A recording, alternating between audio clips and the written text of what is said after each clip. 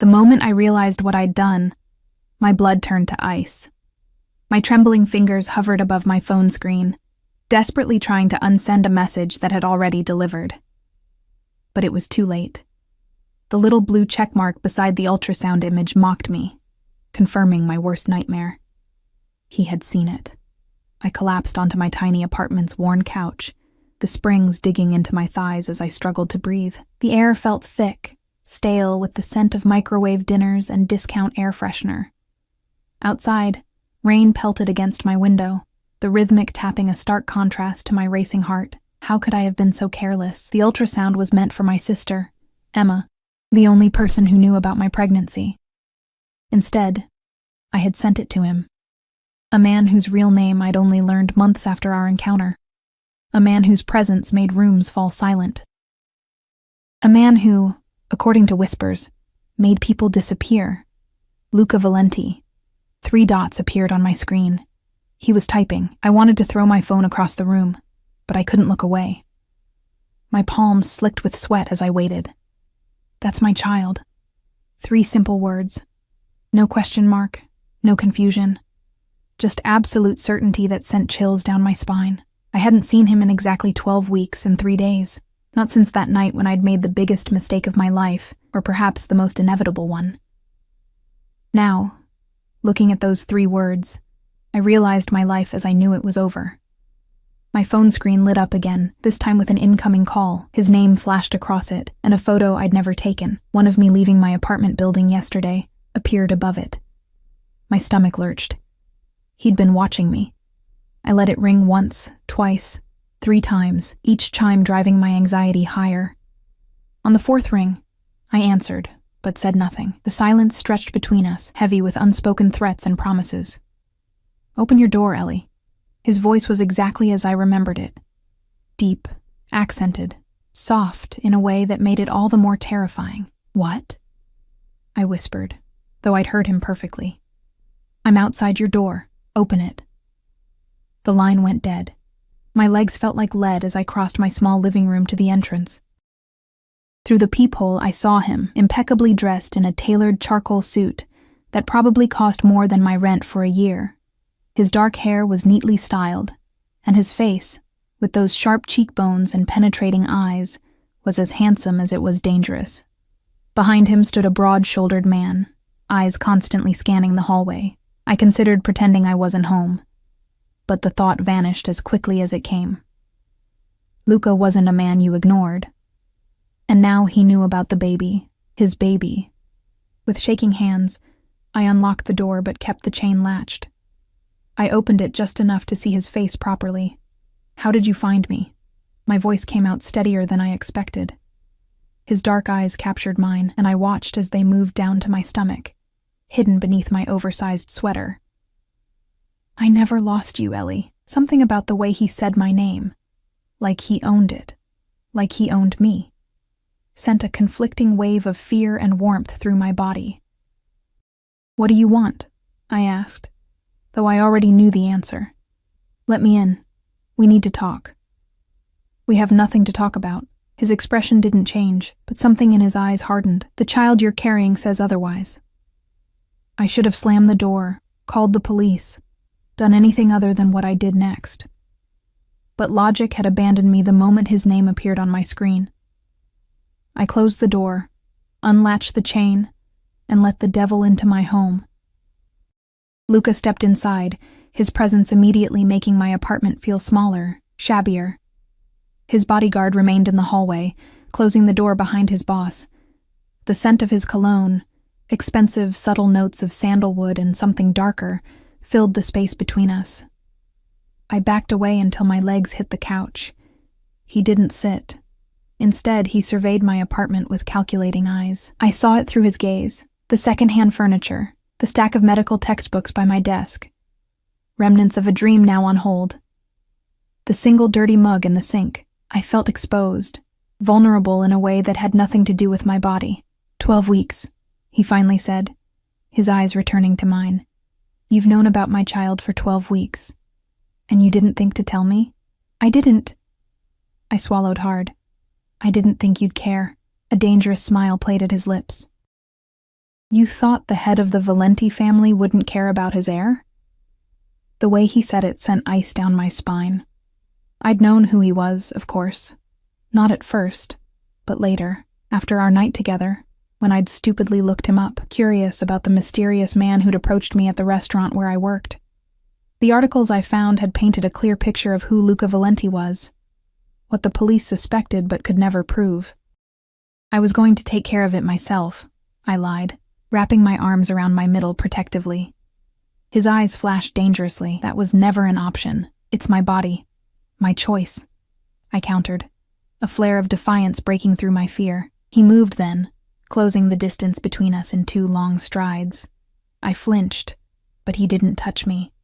Instead, he leaned down, his face inches from mine, his breath warm against my cheek. The moment that child was conceived, Ellie, it became mine too. And I protect what's mine. The possessiveness in his voice made my heart race. I should have been outraged, should have told him to leave, but part of me, a small, traitorous part, thrilled at his words. "What do you want from me?" I whispered. He straightened, studying me with those unreadable dark eyes. "Pack a bag. You're coming with me." "What?" "No," I stood up too quickly, a wave of dizziness washing over me. His hand shot out to steady me, gripping my elbow. The touch sent electricity racing up my arm, reminding me of the night when those same hands had explored every inch of my body. "This isn't a request, Ellie. This apartment isn't safe for my child." "Your child," I repeated, anger finally breaking through my fear. "You keep saying that, like you had any part in this beyond one night. You don't know me. You don't get to make decisions for me." A muscle ticked in his jaw. "I know enough. I know you worked double shifts at that restaurant to pay for an apartment that should be condemned. I know you dropped out of medical school when your parents died. I know you have no one except a sister who lives 3 states away." Each word felt like a slap. "Have you been stalking me? I've been looking after what's mine. I am not yours." The words burst out of me. His eyes darkened. "But the child is. And until it's born, that makes you my responsibility too." "I don't need your protection or your charity," I spat, though we both knew it was a lie. My bank account was nearly empty, my rent was overdue, and pregnancy complications had already cost me 2 shifts last week.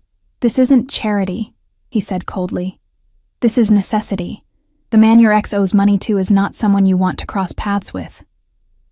My blood ran cold. "What are you talking about?" "Ryan Barnes. The man you dated before me. The reason you took the job at the restaurant where we met." His voice was matter-of-fact, as if he were discussing the weather and not tearing apart my carefully constructed walls. "He's in debt to the Moretti family. Deep debt, and they're not as civilized as I am when it comes to collecting. Ryan. I hadn't thought about him in months. We dated briefly last year before I discovered his gambling problem. He'd disappeared from my life so completely, I'd assumed he'd skipped town to escape his creditors. I'd never imagined those creditors were a rival Mafia family. "What does that have to do with me?" I asked, though dread was already pooling in my stomach. "They know about your connection to him. And when they discover your connection to me, and the child you're carrying..." He left the sentence hanging, but his meaning was clear. I sank back onto the couch, my legs unable to support me anymore. "You're lying. You're trying to scare me into doing what you want." Luca pulled out his phone, tapped a few times, and handed it to me. On the screen was a photo of Ryan, looking thinner and more haggard than I remembered, talking to a man outside what appeared to be my workplace. The timestamp showed it was taken yesterday.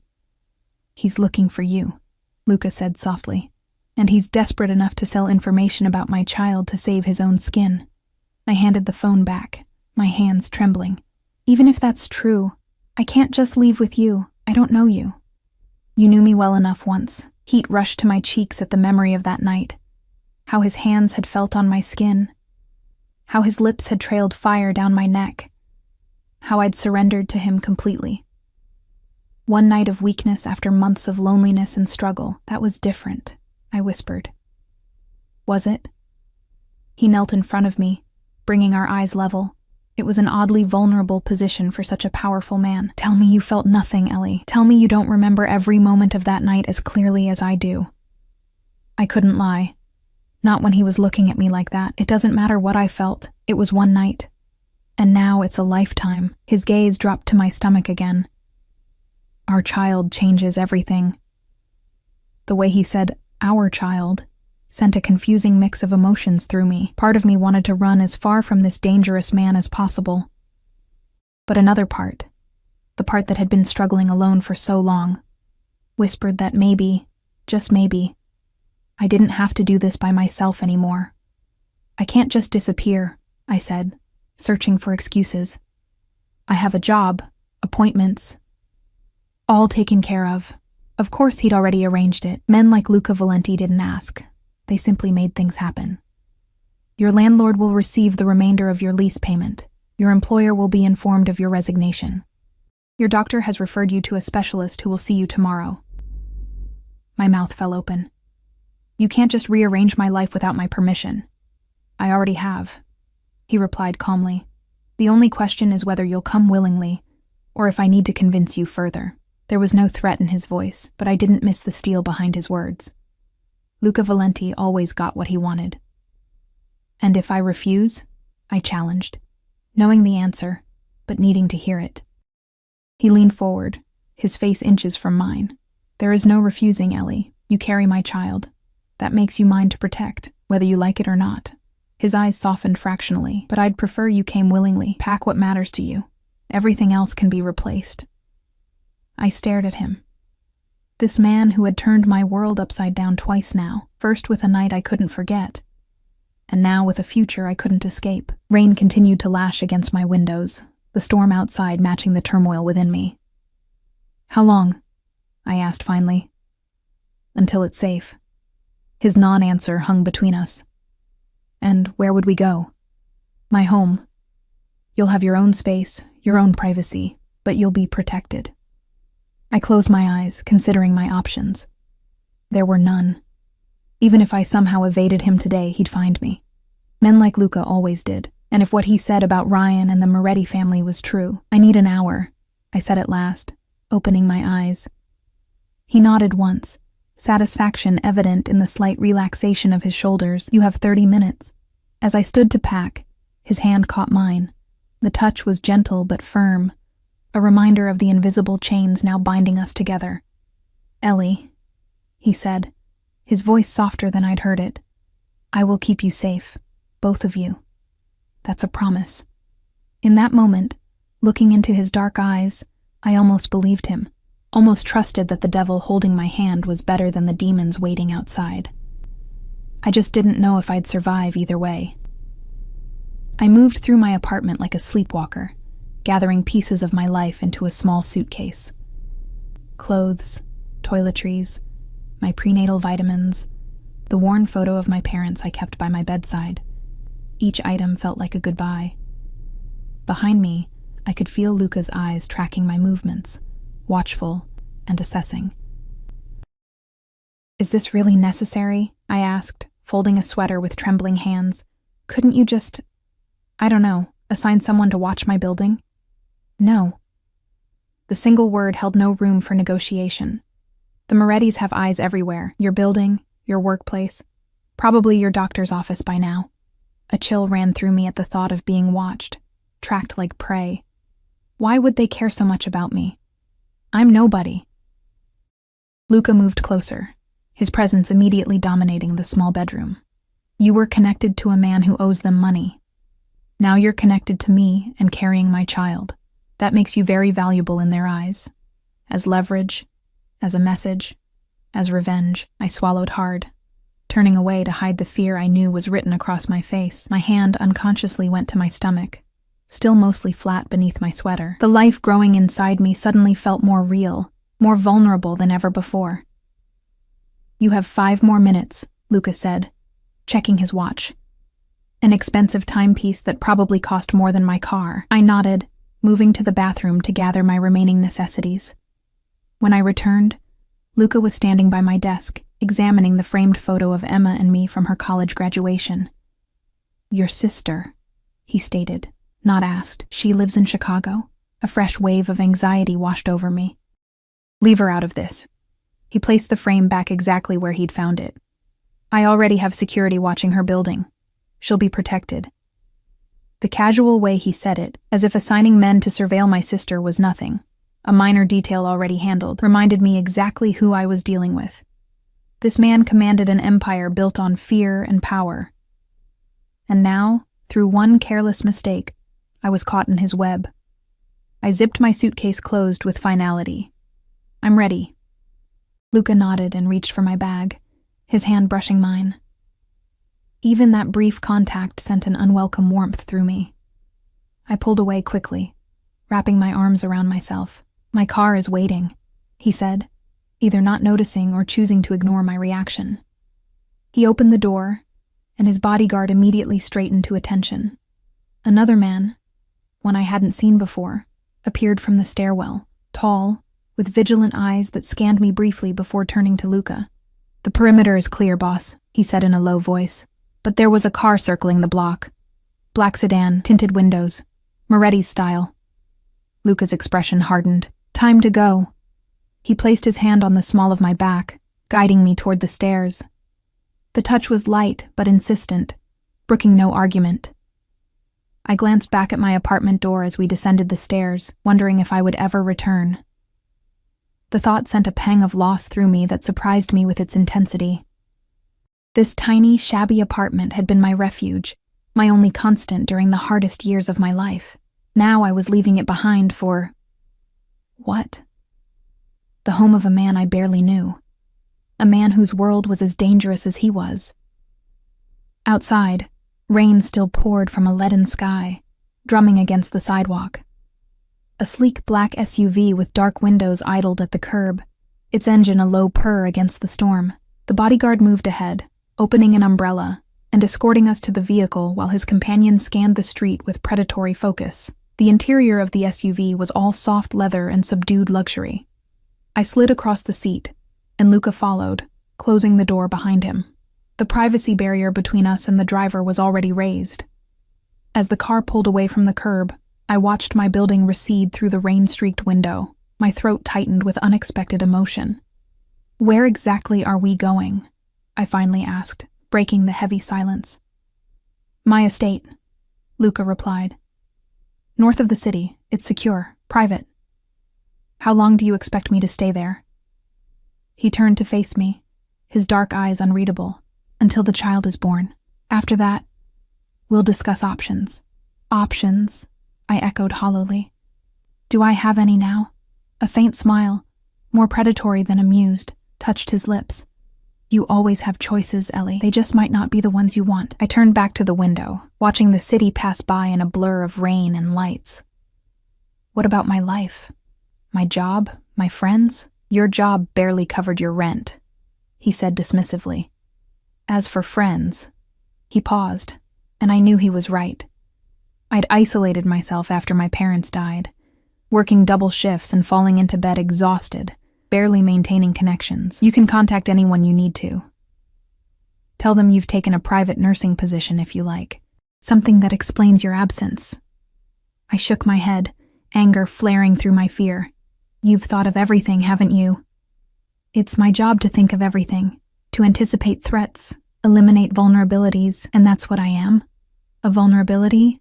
His eyes traveled over my face, down to where my hand rested protectively on my stomach. You're carrying my child. That makes you both my greatest vulnerability and my greatest responsibility. The way he said it sent a confusing ripple of emotion through me. There was possession in his tone, yes, but also something else. A fierceness that bordered on devotion. It was unsettling coming from a man like him. Tell me about the night we met, I said suddenly, needing to change the subject, to regain some sense of control. Why did you approach me? Was it random, or did you know who I was? Luca studied me for a long moment, as if deciding how much to reveal. Nothing in my life happens randomly, Ellie. My blood ran cold. What does that mean? It means I knew who you were before I ever spoke to you. I knew you worked double shifts at a restaurant far below your capabilities. I knew you'd been in medical school before dropping out. I knew about Ryan Barnes and his connection to the Morettis. Each word felt like a blow. You targeted me? I was interested in you, he corrected smoothly. There's a difference. Not to me, I whispered, feeling sick. So what? That whole night was just… what? You manipulating me? Playing some game? Anger flashed in his eyes. What happened between us was real. I wanted you from the moment I saw you. Everything else came second. I don't believe you, I said, though part of me desperately wanted to. The night I'd spent with Luca had been the first time in years I'd felt truly alive, desired, seen. The thought that it had all been calculated made me feel hollow. He moved closer, the leather seat creaking beneath him. Look at me, Ellie. Against my better judgment, I did. His eyes captured mine, dark and intense. I did know who you were. I was aware of your connection to Barnes. But what happened between us had nothing to do with that. His voice dropped lower. When I touched you, when I kissed you, when I took you to my bed, that was about us. Only us. The memory of his hands on my skin, his lips against my neck, made heat bloom in my cheeks. I looked away, unable to hold his gaze. It doesn't matter now, I said, though we both knew it did. We're here because of the baby, nothing else. Are we? He challenged softly. Before I could respond, the car slowed, turning through an imposing iron gate set into a high stone wall. Beyond it, a winding driveway cut through immaculate grounds, leading to a sprawling estate that looked like it belonged in another century. The mansion was stone and glass, elegant and imposing against the stormy sky. We're here, Luca said unnecessarily, watching my reaction. I stared at the house. No, not a house, a fortress, feeling another wave of unreality wash over me. This was his world, a world of wealth and power I could scarcely comprehend. The car stopped at the front entrance, where a covered portico protected from the rain. Immediately, the driver appeared to open Luca's door, while another man, presumably more security, opened mine.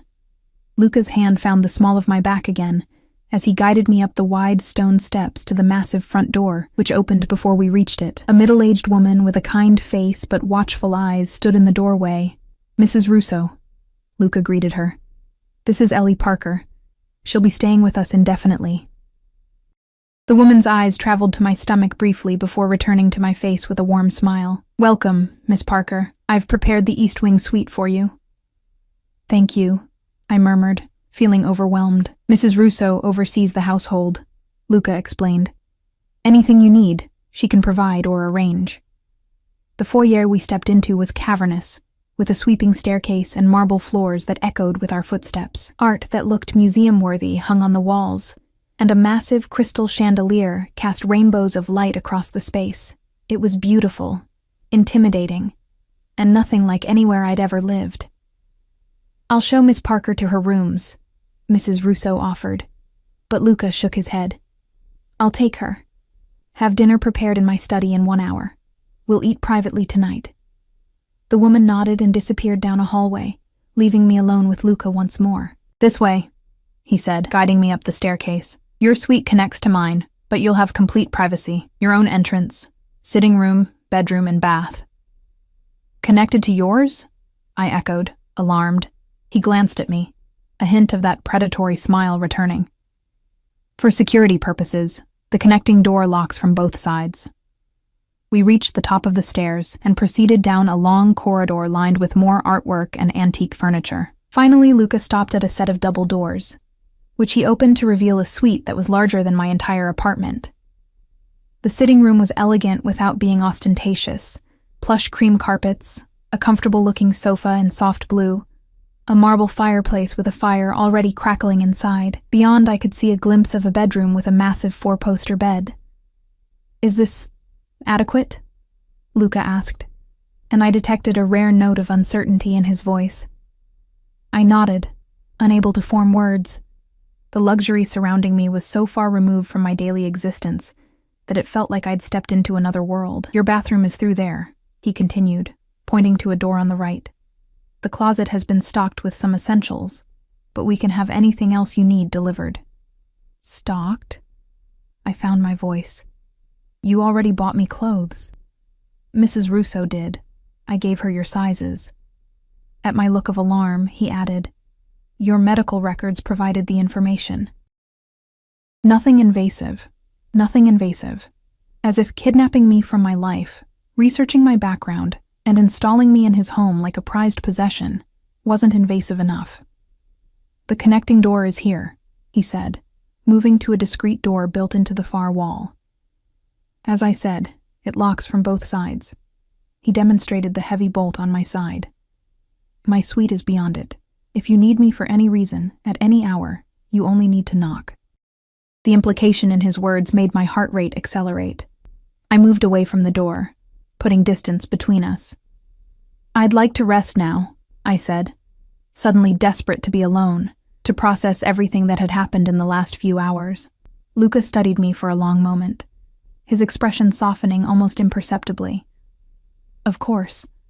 Pregnancy is exhausting, especially in the first trimester. Rest, we'll talk more over dinner. He moved toward the main door, then paused.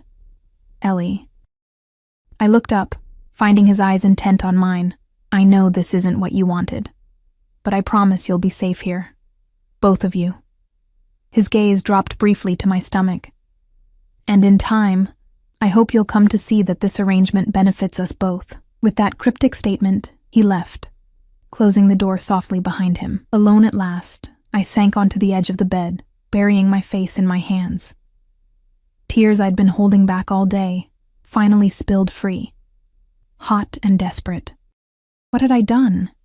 How had one careless text message led to this, being essentially held captive by one of the most dangerous men in the country?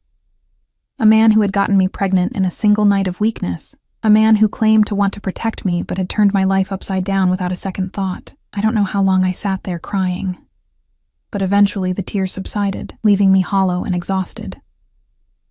The soft ticking of an antique clock on the mantelpiece counted away seconds of my new reality. I forced myself to breathe deeply, to think. I was trapped, yes, but not in immediate danger, at least not from Luca. If what he said about the Morettis was true, I might even be safer here than in my apartment. The thought provided little comfort. Rising from the bed, I explored my new prison. The bathroom was a marvel of marble and glass, with a soaking tub large enough to swim in, and a shower with more settings than I knew what to do with. The walk-in closet was even more unsettling. Rows of clothes in my size, tags still attached, casual wear, maternity clothes for later stages, even nightgowns and underwear. All expensive brands I'd never have bought for myself.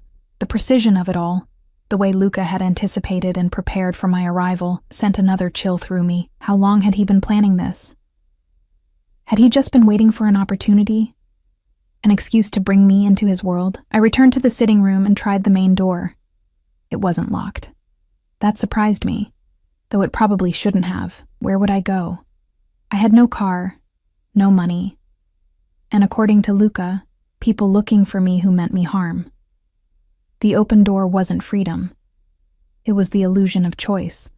Still, I stepped into the hallway, needing to understand the layout of my new home? Prison? I wasn't sure what to call it yet. The corridor was silent and empty. The only sound my own soft footsteps on the plush carpet.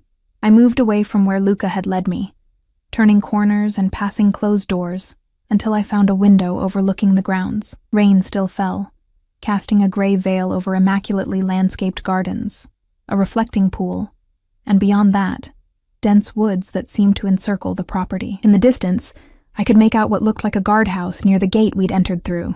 "Miss Parker?" I jumped at the voice, turning to find Mrs. Russo watching me with a mixture of concern and wariness.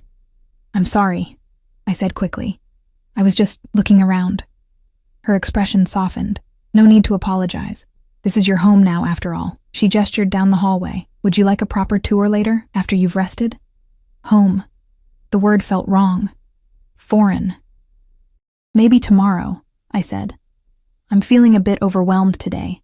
She nodded understandingly. "Of course. Pregnancy is taxing enough without—" She trailed off, perhaps realizing she was treading into sensitive territory.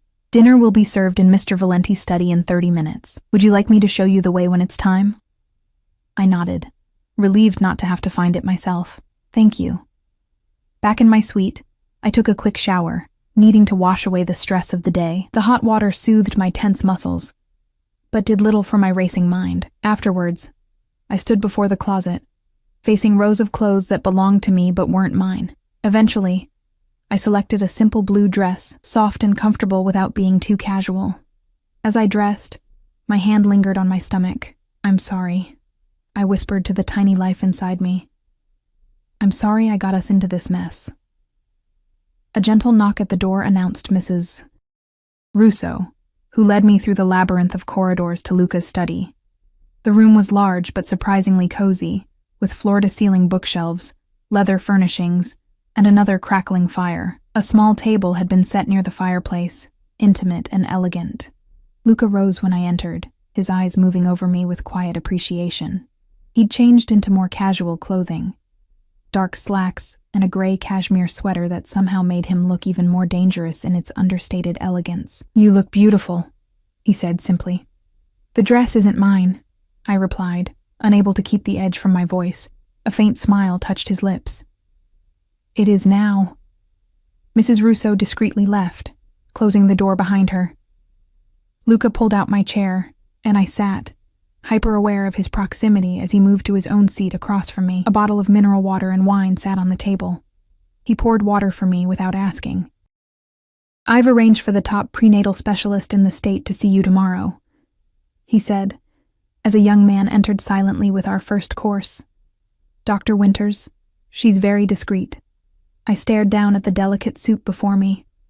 "I already have a doctor, a general practitioner who sees 50 patients a day," Luca countered. "Dr. Winters specializes in high-risk pregnancies." I looked up sharply. "Is my pregnancy high risk?" "All pregnancies involving my family are high risk by default," he said, a hardness entering his voice. "The Morettis aren't the only ones who would use my child as leverage." The casual way he referenced the violence of his world made my appetite vanish. I pushed the soup away, untouched. "You need to eat," Luca said, his tone gentler. "For the baby." "Don't." I closed my eyes briefly. "Don't use the baby to manipulate me." "I'm not manipulating you. I'm stating medical fact. Proper nutrition is essential during pregnancy, especially the first trimester." I knew he was right, which only irritated me more. Reluctantly, I picked up my spoon and began to eat. The soup was delicious, of course. "Tell me about your sister," Luca said after a moment, clearly changing tactics. I hesitated, wary of discussing Emma with him. "Why?" "Because she's important to you, and what's important to you matters to me now." I set down my spoon, studying his face for signs of deception. Finding none, I said, "Emma is 26. She's a research scientist in Chicago, working on climate change models. She's brilliant, stubborn, and the only family I have left. You're close?" I nodded. "After our parents died, she wanted me to move to Chicago with her. But I'd just started medical school here. I was too stubborn to leave." A bitter smile touched my lips. Not that it mattered in the end. I had to drop out anyway when the money ran out. "You could go back," Luca said, surprising me, "after the baby is born, if you wanted to." I stared at him. "What?" "Medical school. You could finish your degree. I'd make the arrangements, cover the costs." For a moment, I allowed myself to imagine it, completing the dream I'd abandoned, becoming the doctor I'd always wanted to be. Then reality crashed back. "And the baby?" I asked. "Would be with you, of course. With us. Us." The word hung in the air between us, loaded with implications I wasn't ready to face. The server returned, removing our soup bowls and replacing them with the main course, perfectly cooked salmon with roasted vegetables. Again, I felt the surreal contrast between this meal and what I would have been eating in my apartment tonight. Probably microwaved ramen or a cheap frozen dinner. "What do you want from me, Luca?" I finally asked, setting down my fork. "Really?" "Beyond ensuring the baby's safety." He considered me for a long moment, his dark eyes unreadable. "I want you to be comfortable here, to feel secure. Eventually, perhaps, to feel at home. This isn't my home. It's a cage, no matter how gilded." His jaw tightened fractionally. "You're not a prisoner, Ellie. Then I can leave?" Walk out the front door right now? And go where? He challenged. Back to your apartment where the Morettis are watching? To your sister, endangering her life as well? Tell me where you'd go that would be safer for my child than here, under my protection. I had no answer, which he knew perfectly well. The frustration must have shown on my face, because his expression softened. I'm not your enemy, he said quietly. Then what are you? My kidnapper? My jailer? I paused, the word bitter on my tongue. My lover? Something dangerous flashed in his eyes. I'm the father of your child. Beyond that, it's up to you. Nothing about this is up to me, I countered. You've orchestrated everything. My leaving, my staying here, even my doctor's appointments. For your protection. So you keep saying. We fell into tense silence, the only sounds the crackling of the fire and the soft clink of silverware against china. I forced myself to eat, if only to avoid conversation. Finally, Luca spoke again. I know you resent being here. That's understandable. But I hope in time you'll see that I'm doing what's necessary. Necessary for whom? I asked. For all of us. He leaned forward, his gaze intense. The world I live in is dangerous, Ellie. I won't apologize for that. But I can promise you that within these walls, you and our child will want for nothing. You'll be safe, comfortable, protected. A golden cage is still a cage, I murmured. Then consider it a sanctuary instead, he countered. A place apart from the dangers outside. I looked up, meeting his eyes. And what about the danger inside? You. For the first time, he seemed genuinely taken aback. You think I would hurt you? I think you already have, I said softly. You've taken my freedom, my choice. You've decided my life for me without my consent. He was silent for a long moment. When he spoke again, his voice was lower, touched with something that might have been regret in another man. There are many kinds of freedom, Ellie. Many kinds of choice. Some are illusions. What does that mean? It means the freedom you think you had. Struggling alone, working yourself to exhaustion, barely surviving, was no freedom at all.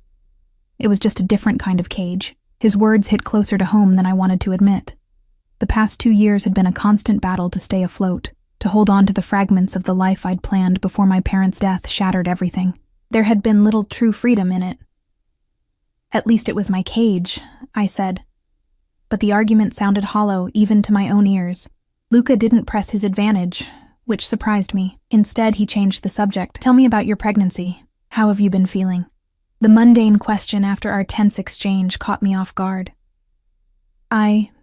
Morning sickness mostly, though it lasts all day sometimes. Fatigue. The usual, I guess. Have you had an ultrasound yet? I nodded. Just the one you saw. Last week. Is everything normal? There was genuine concern in his voice, a vulnerability I hadn't expected.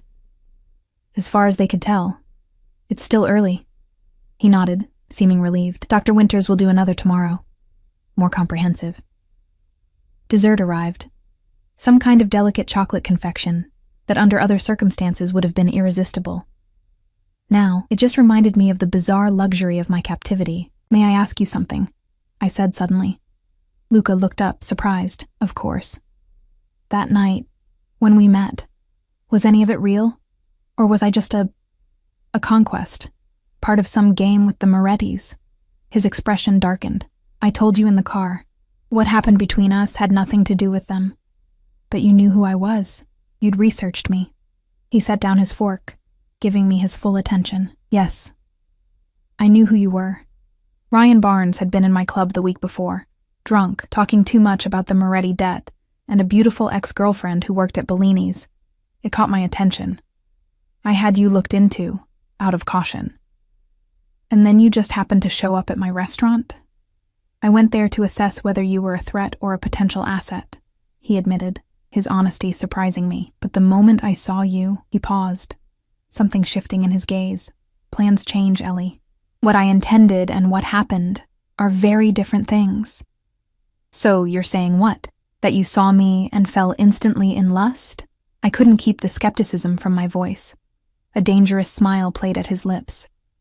Something like that.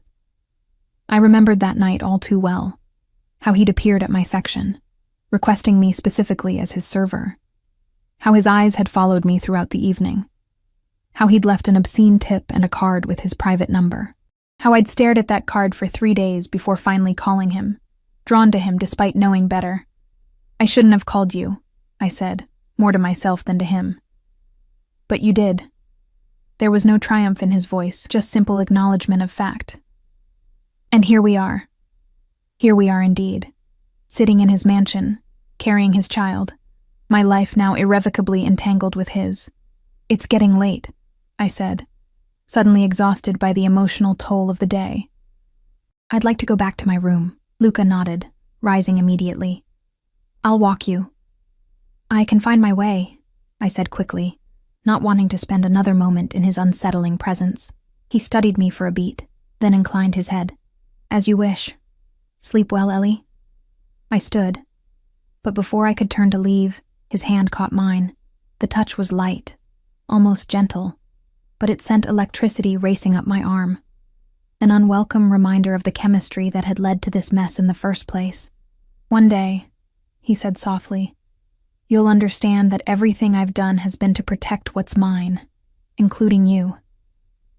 I pulled my hand away. "I'm not yours." His eyes held mine, intense and knowing. "Aren't you?" I didn't dignify his question with an answer. Instead, I turned and walked away, my heart pounding against my ribs. The worst part wasn't his arrogance or his presumption.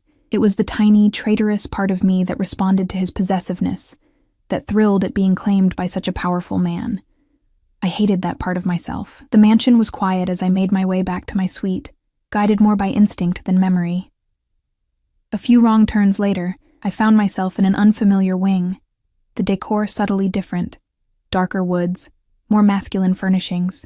I was about to turn back when a door opened ahead of me, and a man emerged. The same bodyguard who had been outside my apartment earlier. He froze when he saw me, then quickly composed his features. "Miss Parker, are you lost?"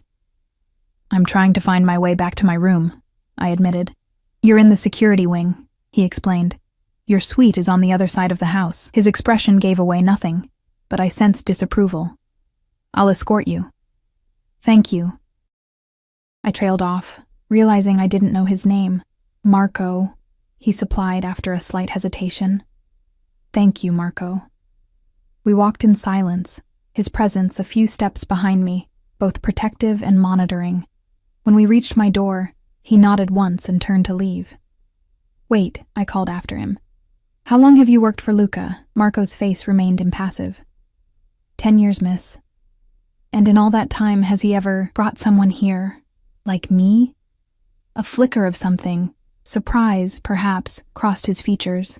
"No, miss. Never."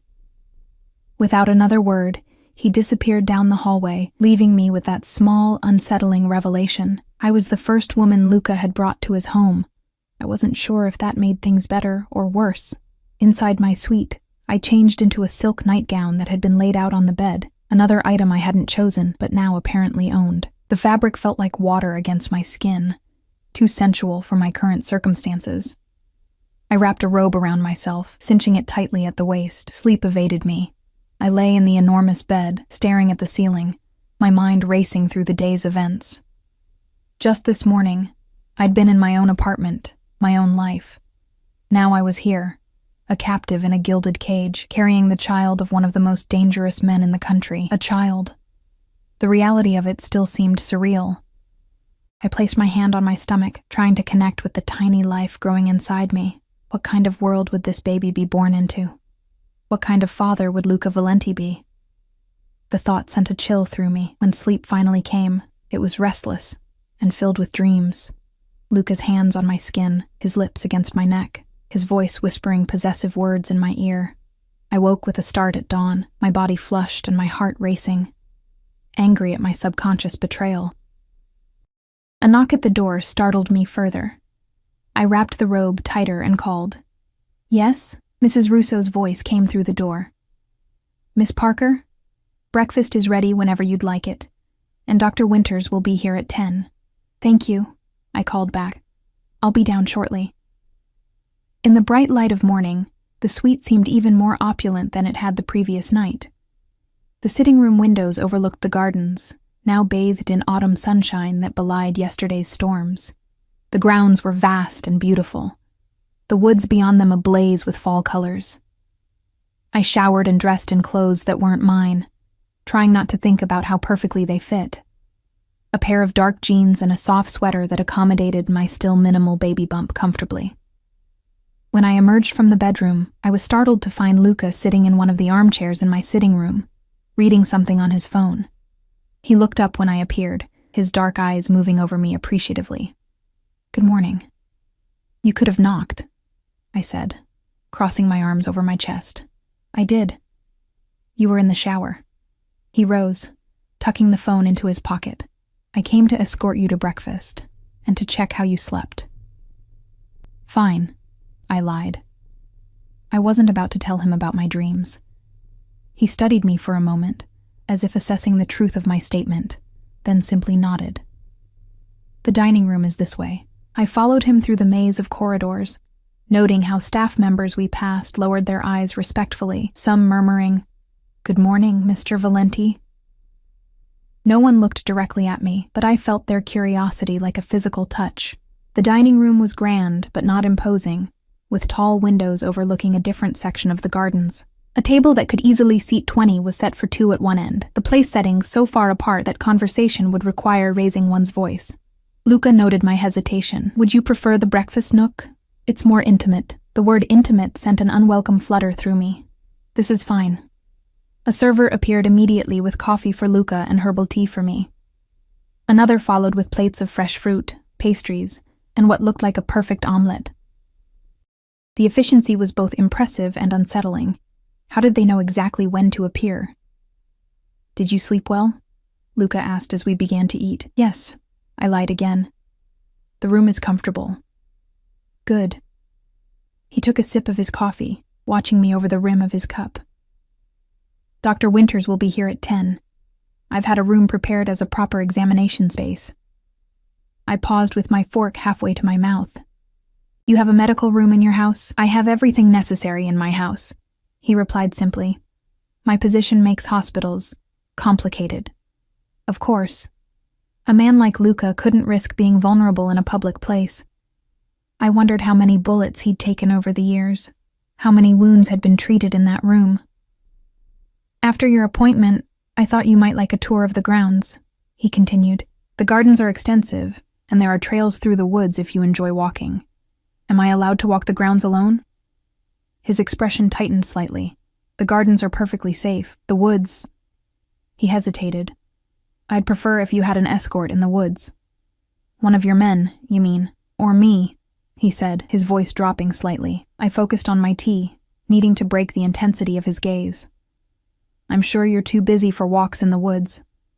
"I'm never too busy for you." The simple statement, delivered without embellishment, sent another unwelcome ripple of heat through me. I changed the subject. "Will you be at my appointment with Dr. Winters?" "Do you want me there?"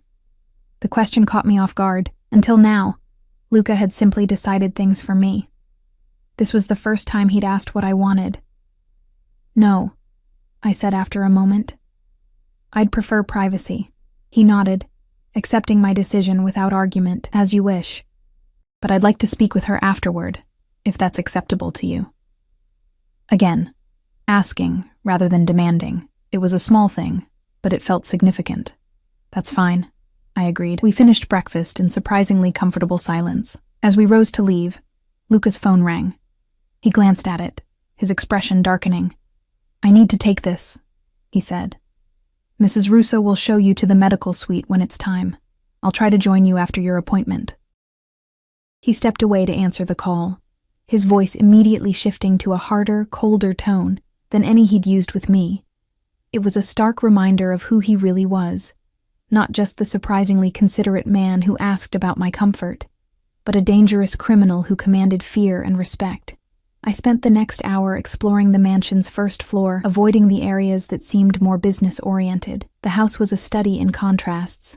Warm, intimate spaces alongside grand, imposing ones. There was a library that made my heart ache with longing, floor-to-ceiling shelves filled with everything from classics to contemporary fiction. a conservatory filled with exotic plants, a music room with a grand piano that gleamed in the morning light.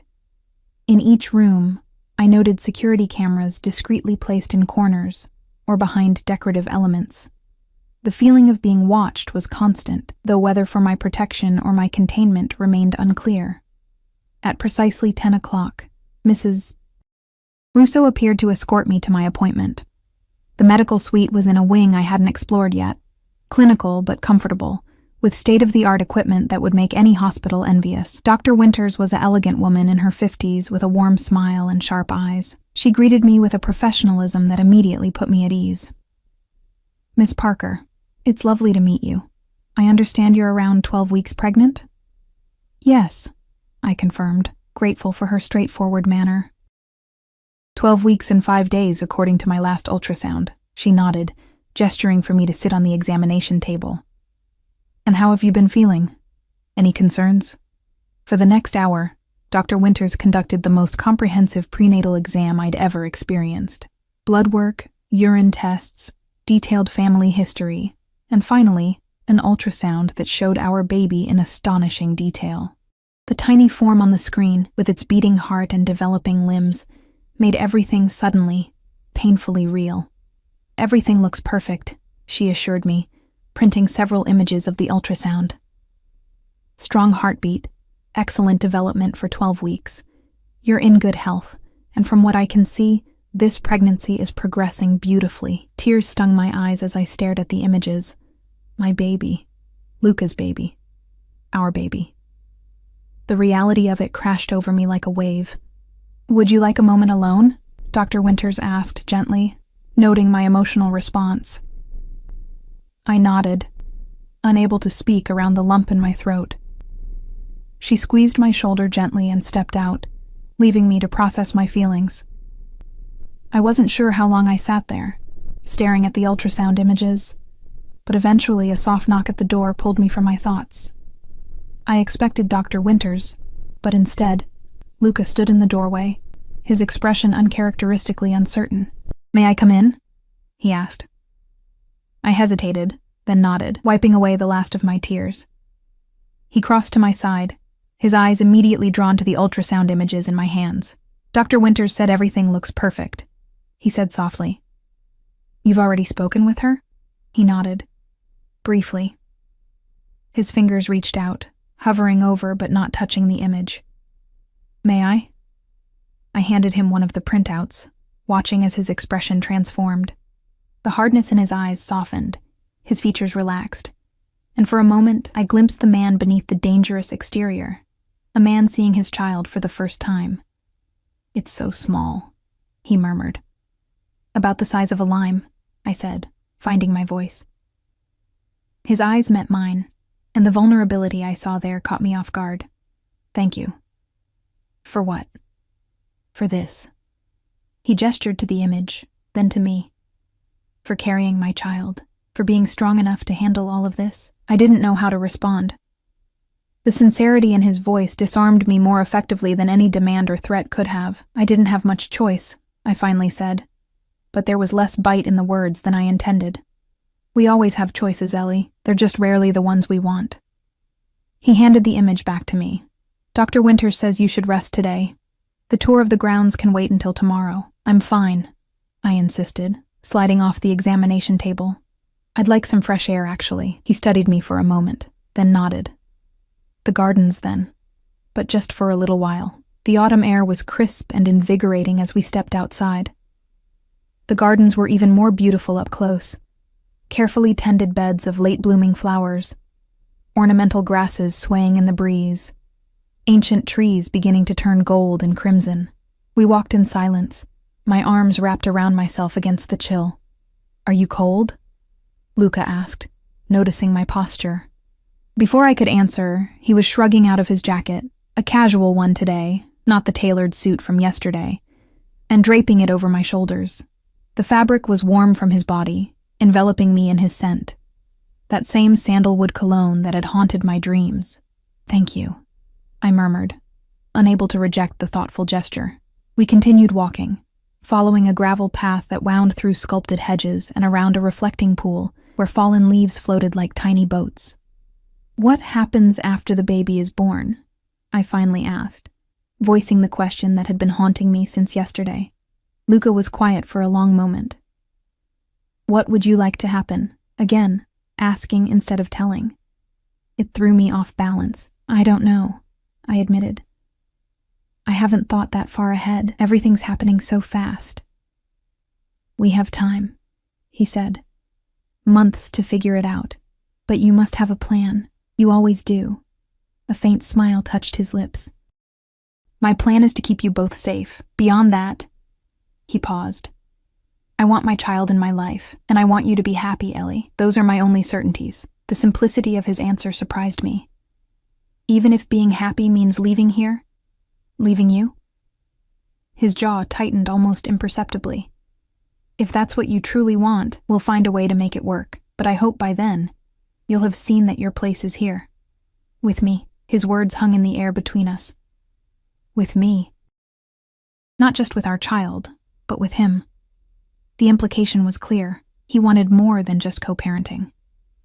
The thought should have terrified me. Instead, it sent a confused flutter through my chest. "You don't even know me," I said, pulling his jacket tighter around my shoulders. "One night together doesn't make a relationship." "I know you better than you think," he countered, his voice gentle. "I know you're fiercely independent even when it hurts you. I know you'd sacrifice anything for the people you love. You gave up your dreams for your parents, and you'd do the same for your child." His eyes held mine. "I know you're intelligent, compassionate, stronger than you realize." I looked away, uncomfortable with his assessment. "That's not knowing me. That's observations, data points." "Then give me the chance to know you," he said, stepping closer, "and to let you know me. The real you, or the version you want me to see." Something like hurt flashed across his features. "I've never pretended to be something I'm not, Ellie. Not with you." We'd reached a stone bench beneath a massive oak tree, its branches casting dappled shadows across the ground. Luca gestured for me to sit, joining me after I did, careful to leave space between us. "My father was a monster," he said suddenly, startling me with the abrupt change in topic. "Cruel, violent, unpredictable. My mother lived in terror of him. So did I, until I was old enough to fight back." His voice was matter of fact, but I could hear old pain beneath the surface. I swore I would never be like him, that if I ever had a family, they would never fear me. I studied his profile. The hard lines of his face softened in reflection. "Is that why you brought me here? Because you don't want your child to grow up without you? Like you did without a real father?" He nodded slowly. "Partly. But it's more than that." His eyes met mine. "The night we spent together, it wasn't just sex for me, Ellie. There was something between us. Something rare." Heat rose to my cheeks at the memory. How perfectly we'd moved together. How he'd seemed to know exactly what I needed. How safe I'd felt in his arms despite knowing what he was. The contradiction had been intoxicating. "Chemistry," I said dismissively. "Physical attraction. Is that all you felt?" The directness of his question caught me off guard. I stood, needing distance from his penetrating gaze. "It doesn't matter what I felt. We live in different worlds, Luca. Yours is..." I gestured vaguely. "All this. Power, danger, wealth. Mine is ordinary, normal. And yet here you are, in my world." He rose, moving to stand beside me. "Maybe the universe is trying to tell us something." "The universe didn't send that ultrasound," I pointed out. "I did. By mistake." A smile touched his lips. "Some might call that fate. I call it a technological error." He laughed then, a genuine sound that transformed his face.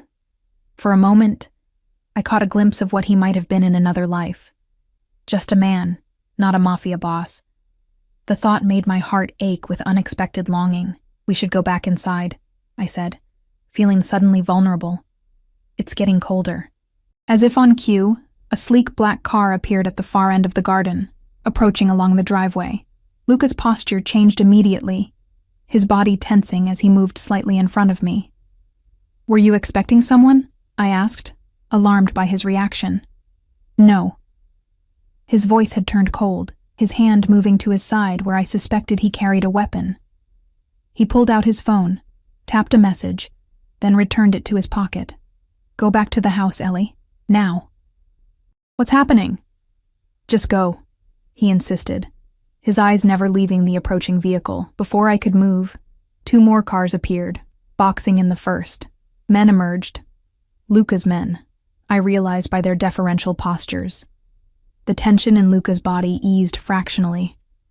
"It's all right," he said, though his voice remained tight. "My security has it under control."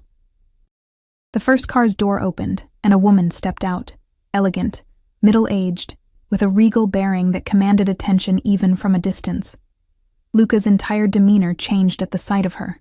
"My mother," he said, sounding both annoyed and resigned. "Wait here." He strode across the lawn toward the woman, who stood her ground, chin raised defiantly. Even from a distance, I could see the tension in their postures as they spoke. After a brief, apparently heated exchange, both turned toward me. Luca's mother said something else, and he nodded reluctantly before walking back to where I waited. "My mother insists on meeting you," he said, his jaw tight with barely contained frustration. "I apologize in advance." Before I could respond, the woman was approaching, her expensive heels somehow navigating the gravel path with perfect ease. Up close, I could see Luca in her features. The same intense eyes, though hers were a striking green, rather than his dark brown. "So this is the girl," she said by way of greeting, her gaze moving over me assessingly. Her accent was more pronounced than Luca's, her English precise, but distinctly Italian. "Mother," Luca warned, his voice tight. She ignored him, continuing her evaluation. "Pretty enough, I suppose. A bit thin.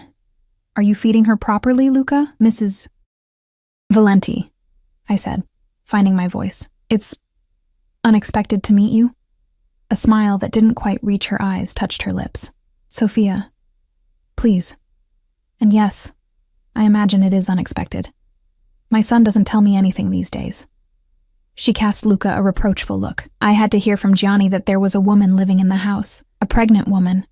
Luca's expression darkened. "Gianni talks too much. Gianni is loyal to the family," Sophia countered. "As you should be." She returned her attention to me. "So you are carrying my grandchild?" It wasn't a question, but I nodded anyway. "And your name?" "Ellie Parker." "Parker," she repeated, as if testing the sound of it. "Not Italian." "No," I confirmed unnecessarily. She turned to her son. "We need to talk, Luca. Privately." He shook his head. "Anything you have to say can be said in front of Ellie." Sophia's eyebrows rose slightly at that. "Very well." She straightened her already perfect posture. "The Morettis know about her. They're saying you've taken Ryan Barnes's woman. That you're breaking the code." Ice slid down my spine at her words.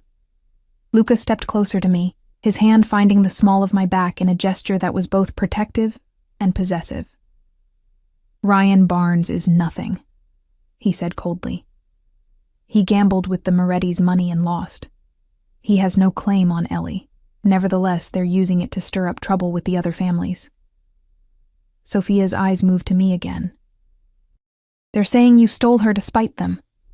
"That's ridiculous," I interjected. "I barely knew Ryan. We dated briefly, almost a year ago." Sophia's calculating gaze settled on my stomach. "And the child is mine," Luca said before I could respond, his voice leaving no room for doubt. "Conceived months after Barnes was out of the picture." Something shifted in Sophia's expression. A slight softening around the eyes, a relaxing of her mouth. "You're certain?" "Absolutely." Luca's hand remained on my back, a warm anchor in the increasingly surreal conversation. Sophia nodded, apparently satisfied. "Then we have a situation to address." She squared her shoulders. "The child must be legitimized. You must marry." "What?" The word escaped me in a shocked gasp. "No, that's the only solution," Sophia finished firmly. "If Ellie becomes a Valenti, no one can question your right to protect her. The child will be born into the family properly. The Morettis will have no grounds for their complaints." "This isn't the 1950s, Mother," Luca said, though his voice lacked conviction. "We don't need to marry for the sake of appearances." Sophia's eyes flashed dangerously. This has nothing to do with appearances and everything to do with survival. Your father built this family on respect for tradition. If you father a child out of wedlock with a woman the Morettis are claiming has ties to them, it undermines everything we stand for. I felt as though I'd stepped into some alternate reality where powerful crime families discussed marriage and legitimacy like characters in a Victorian novel. Don't I get a say in this? Both Valentis turned to me, seeming almost surprised by my interruption. Of course you do, Luca said quickly, though his mother's expression suggested otherwise. I'm not marrying anyone, I stated firmly, especially not for politics or traditions or whatever this is. Sophia's eyes narrowed slightly. You carry a Valenti air. That comes with responsibilities. I didn't ask for any of this, I countered, anger finally breaking through my shock. I didn't ask to be brought here, to be caught in the middle of your family feuds. I certainly didn't ask to be told I have to marry a man I barely know just to satisfy some outdated code of honor. To my surprise, Sophia's expression softened fractionally. You have spirit. Good. You'll need it. She turned to her son. I like her better than the socialites you usually waste time with. Luca pinched the bridge of his nose, looking uncharacteristically at a loss. Mother, please. We'll discuss this further inside, Sophia declared, already turning toward the house. It's getting cold out here, and in her condition, Ellie shouldn't be chilled. With that, she swept away, leaving us in stunned silence. I'm sorry, Luca said once she was out of earshot. My mother is traditional. Traditional? I echoed incredulously. She just ordered us to get married like she was arranging a business merger. A reluctant smile tugged at his lips. That's Sophia Valenti. Everything is business to her, he sighed, running a hand through his hair. We don't have to do anything you don't want to do, Ellie. I promised you'd be protected here, and that includes protection from my mother's schemes. I studied his face, trying to read what lay beneath his words. But you think she's right, don't you? About the marriage? He hesitated, then nodded slowly. From a strategic standpoint, yes. It would strengthen our position against the Morettis. It would ensure the child's place in the family. His eyes held mine. But I would never force you into marriage, Ellie. Not even for those reasons. The sincerity in his voice caught me off guard.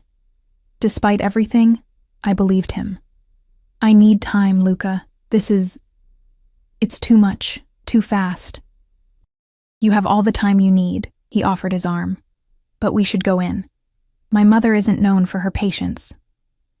Inside, Sophia had installed herself in Luca's study like a queen holding court. Mrs. Russo was already serving her tea, looking both flustered and deferential. Sit, both of you, Sophia commanded as we entered. We have much to discuss. The next hour was surreal. Sophia Valenti outlined a plan that sounded more like a corporate merger than a marriage. Timing, announcements, a ceremony that would satisfy tradition while maintaining security. All the while, she referred to me as the mother of her grandchild, never by name, as if my identity was secondary to my function. Luca interjected occasionally, pushing back against his mother's more outlandish demands, but it was clear this was a battle he'd fought before and rarely won. I remained largely silent, watching the power dynamics play out between mother and son. Enough, mother, Luca finally said, his patience visibly wearing thin. Ellie and I will discuss this privately. Whatever decision we make will be ours alone. Sophia raised an elegant eyebrow. The family council meets next week. They'll expect an announcement. They'll get one when we're ready to give it, he countered firmly. Now, it's been a long day, and Ellie needs rest. It was a dismissal, and Sophia recognized it as such. She rose with dignity, smoothing her already immaculate dress. Very well, but don't wait too long, Luca. The Morettis certainly won't. After she left, escorted by Mrs. Russo, a heavy silence fell over the study. Luca poured himself a drink, whiskey by the amber color, and offered me water, which I accepted gratefully. Your mother is formidable, I said, breaking the silence. A wry smile touched his lips. That's the kindest description she's ever received. He took a sip of his drink. She's also usually right, which is the most infuriating thing about her. I set my water down, gathering my courage. "Luca, I can't marry you. Not like this. Not under these circumstances." He nodded, unsurprised. "I know. But you want me to." He considered his answer carefully. "I want you safe. I want our child protected. Marriage would accomplish both." He set his glass down, moving to sit beside me on the sofa. "But more than that, I want you to choose me, Ellie. Not because of the baby, not because of the Morettis, but because you want me the way I want you." The raw honesty in his voice made my heart race. And how is that? His eyes captured mine, intense and unwavering, completely. Exclusively. For the rest of our lives. My breath caught in my throat. "You can't possibly know that. We barely know each other. Some things you just know." He reached out, his fingers lightly brushing a strand of hair from my face. "The night we spent together, I knew you were different. Special. When I found out about the baby, I knew it was meant to be."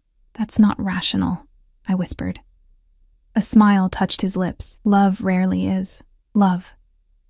The word hung in the air between us, dangerous and tempting. "Give us a chance, Ellie," he said softly. "Not marriage, not yet. But a chance to see if what I feel for you, what I think you feel for me too, is real." I should have said no, should have maintained the walls I'd built around myself. But something in his eyes, vulnerability beneath the strength, longing beneath the control, broke through my defenses. "One day at a time," I said finally. "That's all I can offer." Relief and something like joy transformed his face. "That's all I'm asking for." He leaned forward slowly, giving me time to pull away. I didn't. His lips met mine in a kiss that was gentle yet possessive, a promise and a claim all at once. My body responded instantly, remembering the night we'd shared, craving more despite my better judgment. When we parted, his forehead rested against mine. "One day at a time," he repeated, his voice husky.